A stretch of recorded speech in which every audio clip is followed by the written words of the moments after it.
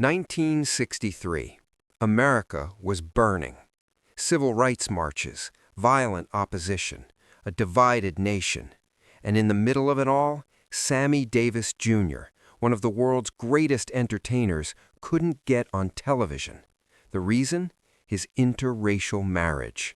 Networks had banned him. Sponsors refused to be associated with him.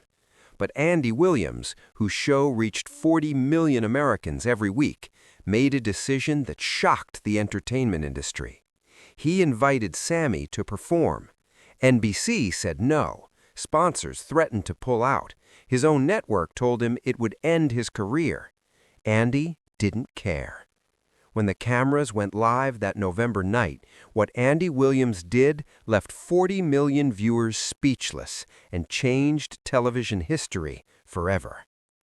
By 1963, Sammy Davis Jr. had conquered nearly every corner of entertainment: Broadway, Las Vegas, recording studios, film.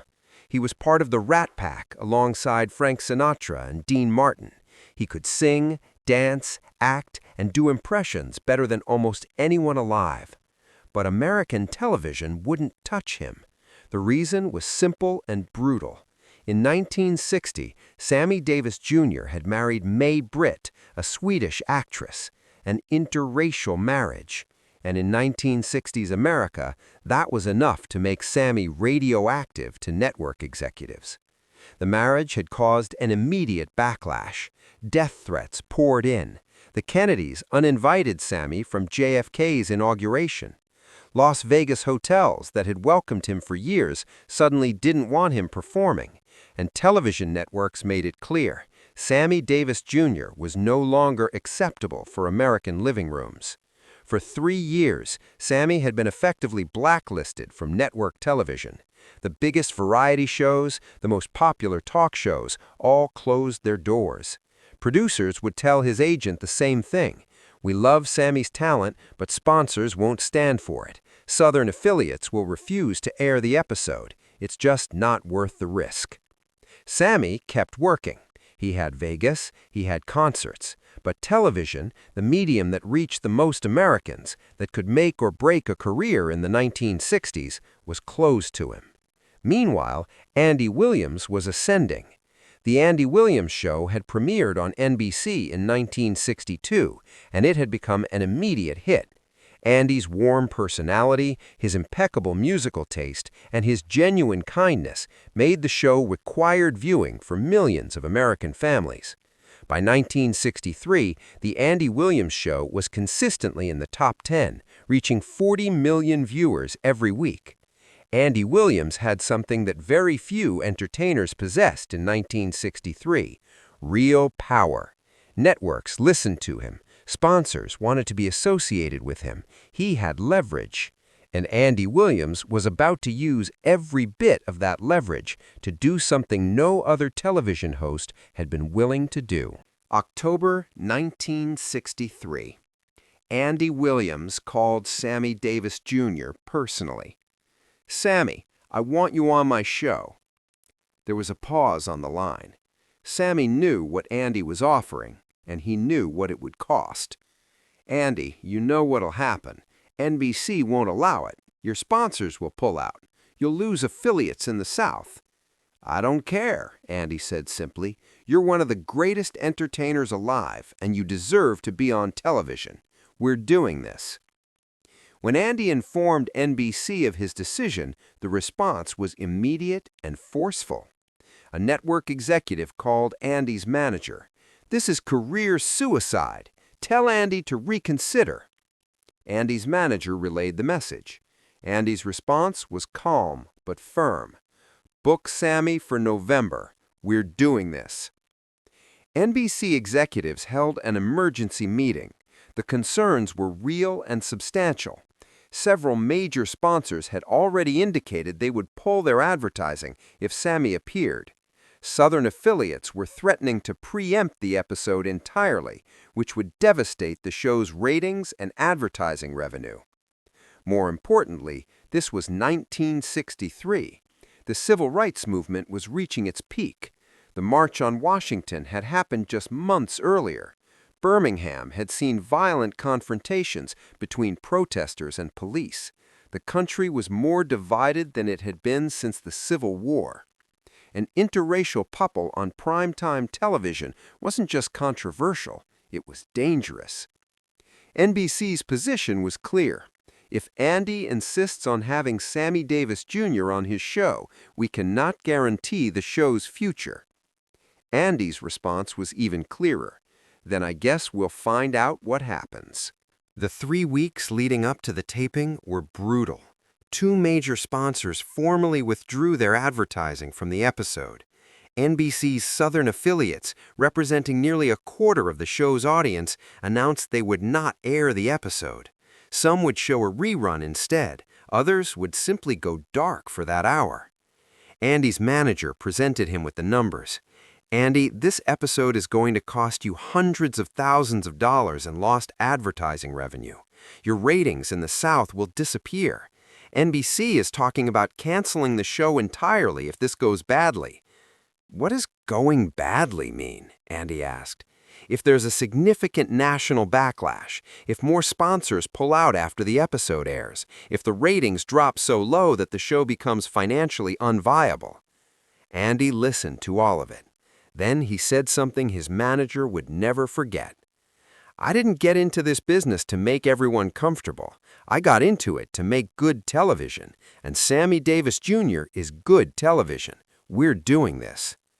Sammy, meanwhile, was dealing with his own crisis of conscience. He knew what Andy was risking. He knew this could end Andy's career. Part of him wanted to call Andy and back out, to spare him the consequences. But another part of him, the part that had fought his entire life to be seen as equal, to be respected as an artist rather than dismissed because of his race, knew this was important. This was bigger than one TV show. This was about whether America was ready to see an interracial couple treated with dignity on national television. The night before the taping, Sammy called Andy. "Are you sure about this?" Sammy asked. "I mean, really sure? Because once we do this, there's no going back." "I'm sure, Sammy," Andy said. "Are you?" "Yeah," Sammy said quietly. "I'm sure." November 1963. Studio 4 at NBC in Burbank, California. The atmosphere backstage was tense. The crew knew this wasn't just another episode.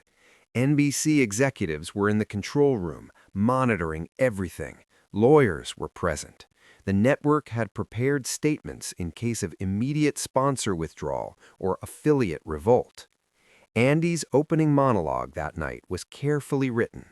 No mention of controversy, no political statements, just Andy being Andy, warm, welcoming, professional. But everyone knew what was coming. "And now," Andy said to the camera, his smile genuine and relaxed, "I'm thrilled to welcome one of the most talented performers in the world. Please welcome Sammy Davis Jr." The studio audience erupted in applause, not polite applause, genuine, enthusiastic applause. Sammy walked out on stage, and for the first time in 3 years, he was on network television as a featured guest, not hidden away or relegated to a brief appearance. Andy shook his hand warmly. Then Andy did something that seems small now, but was revolutionary in 1963. He brought out a chair, placed it next to his own, and invited Sammy to sit down for a conversation, as equals, as friends.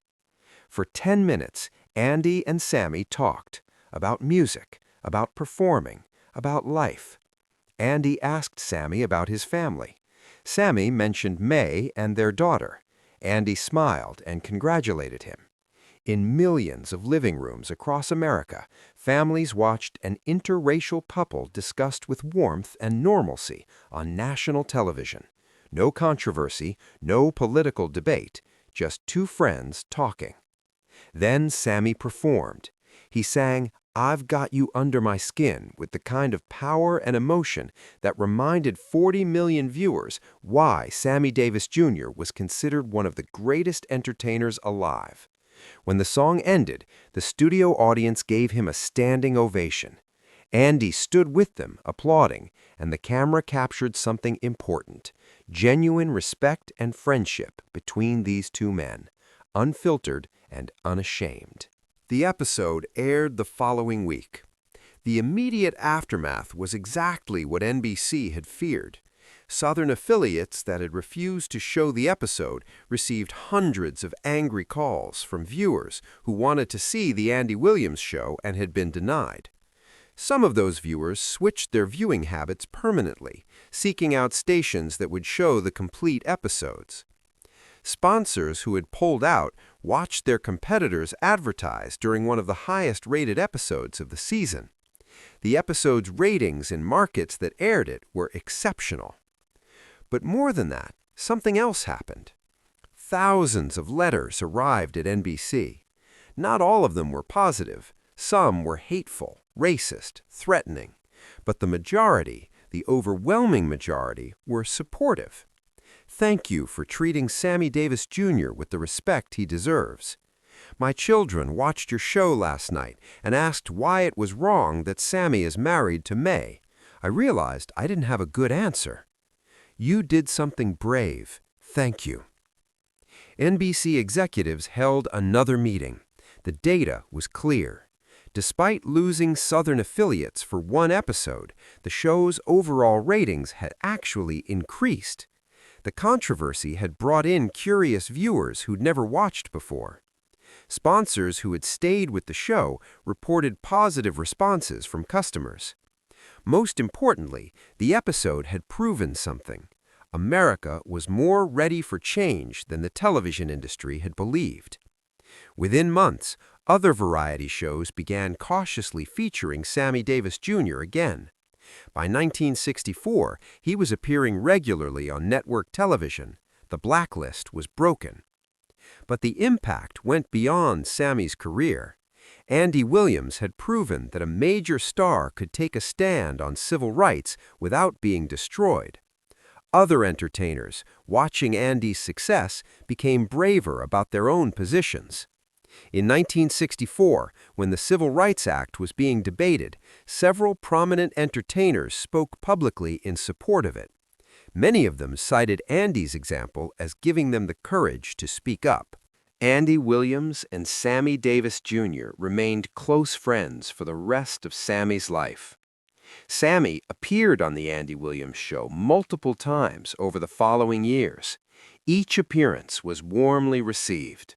The controversy that had surrounded the first appearance faded into memory, replaced by the simple fact that two talented entertainers made great television together. Years later, in an interview, Sammy was asked about that first appearance on Andy's show.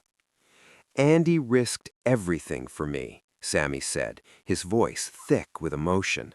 "Not because it was good for his career, not because it would get him publicity, but because he believed it was right. That man showed me what real friendship looks like, what real courage looks like." Andy, characteristically, downplayed his role. "Sammy was always going to come back to television," Andy said in a later interview. "He was too talented to be kept off the air forever. I just opened the door a little earlier than it might have opened otherwise. Sammy did the hard part. He lived his life with dignity and refused to apologize for loving his wife. That's real courage." The episode became a landmark moment in television history. It's studied in media courses as an example of how entertainment can influence social change. It's cited by civil rights historians as a small but significant moment in the normalization of interracial relationships in American culture. But perhaps most importantly, it showed that individuals with platforms can make a difference. Andy Williams didn't solve racism, he didn't end discrimination, but he used his moment of power to do something good, something right, regardless of the personal cost. And in doing so, he made television and perhaps America a little bit better. The story of Andy Williams and Sammy Davis Jr. in 1963 reminds us that courage isn't always loud. Sometimes it's quiet. Sometimes it's simply saying, "This is right, and I'm going to do it," and then following through regardless of the consequences. Andy Williams could have played it safe. He could have listened to the network executives, the sponsors, his own manager. He had everything to lose: his show, his career, his financial security. And for what? One guest appearance? But Andy understood something that transcends entertainment industry politics. He understood that how we treat people matters, that using your platform to do good is more important than protecting your platform at all costs. Sammy Davis Jr. could have told Andy not to risk it, could have said, "Don't destroy your career for me." But Sammy also understood that this moment was bigger than both of them.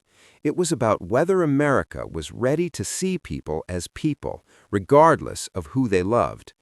Together, these two men showed us that change doesn't always come from politicians or laws or Supreme Court decisions. Sometimes it comes from two friends sitting on a stage, talking and laughing and making music, and refusing to pretend that there's anything wrong with that. If this story moved you, subscribe and hit that thumbs up button. Share this with someone who needs to hear about the power of using your platform for good. Have you ever taken a stand that cost you something? Let us know in the comments, and ring that notification bell for more true stories about courage and change.